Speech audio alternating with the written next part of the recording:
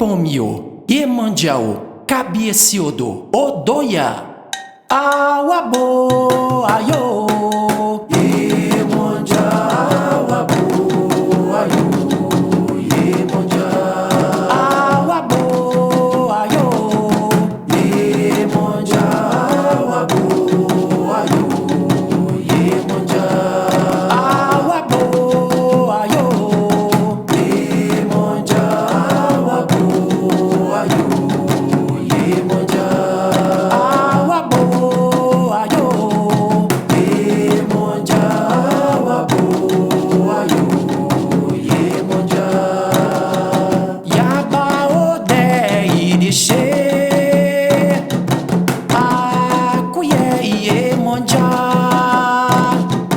Akokopwe Ilebe Aoyo, Odofi Achawereo, Yaba Ode Irishe, Akuye Iemanjao, Akokopwe Ilebe Aoyo, Odofi Achawereo,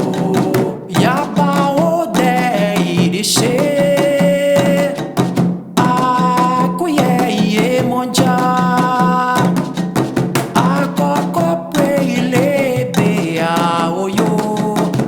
Odofi Achawereo.